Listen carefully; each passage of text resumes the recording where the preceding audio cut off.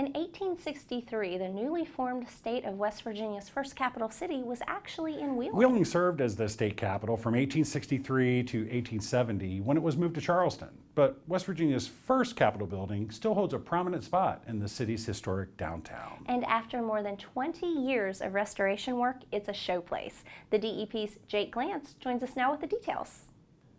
Greg and Kelly, restoring a historic building back to a previous time period is tough enough. Incorporating modern energy efficiency into the design while all maintaining the building's historical integrity.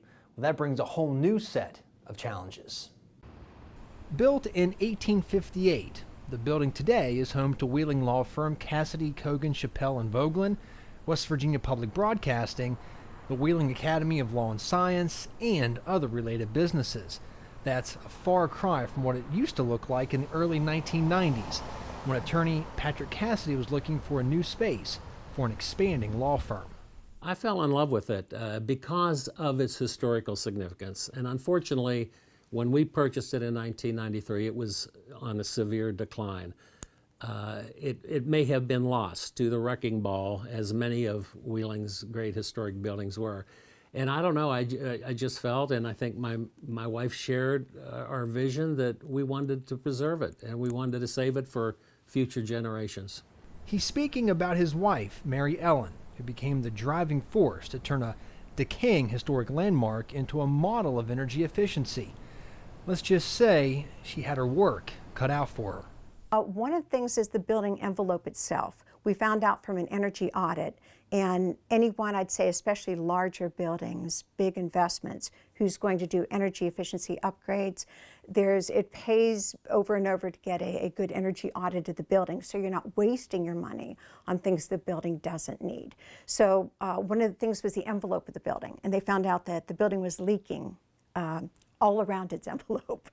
And so we had a person come in and repair it, fill in the holes, check the insulation, do the stucco.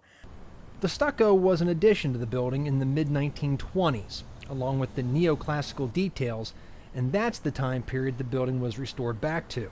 In addition to sealing the building's envelope, other improvements included all the new energy efficient but historically accurate windows, the installation of a white reflective cool roof to deflect the sun from the building, upgraded and rebalanced heating and air conditioning equipment, and upgraded energy efficient lighting. They even added a solar panel array on the adjacent garage, so not to detract from the building's historic appearance. The array provides about 20% of the building's electricity. I didn't look at solar first because I believe that energy conservation and efficiency is the foundation of any energy program. What I like about our particular solar installation is here in downtown Wheeling, we get a lot of questions about it. And from those questions, I've gotten many calls on, can you refer us to the co-op or to the installer? And I think it's becoming much more prevalent for several reasons.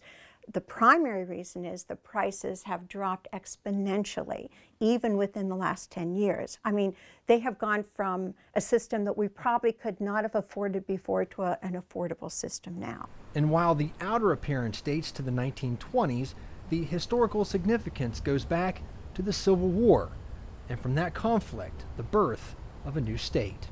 It has an interesting history. The building was actually part of, owned by Lindsley Institute in 1863 when our state was founded. And because all the cadets were probably off fighting in the Civil War, Lindsley rented it to the new state of West Virginia. And so on the birthday of the state, June 20th, 1863, the first governor of West Virginia, Arthur Borman from Parkersburg, gave his inaugural address right outside the door here in the turnaround in front of the building. And interestingly, his theme was education. You would think it might have been about the Civil War, which was raging all around, but he talked about education in the new state, and we think that's a pretty interesting legacy. And importantly, we think the 13th Amendment to the United States Constitution abolishing slavery, the 14th Amendment requiring due process of law for all individuals in the country, and also the 15th Amendment, which gave Congress to authorize voting rights acts to ensure equal voting rights for people of minorities and particularly African Americans. They were all ratified by the state of West Virginia in this building. The DEP honored Patrick and Mary Ellen with this year's Clean Energy Award for their work on the First Day Capitol building. The couple was presented the award at the DEP's annual Environmental Awards ceremony held earlier this year in Charleston. For Environment Matters, I'm Jake Glantz. Thanks, Jake. Clearly a labor of love.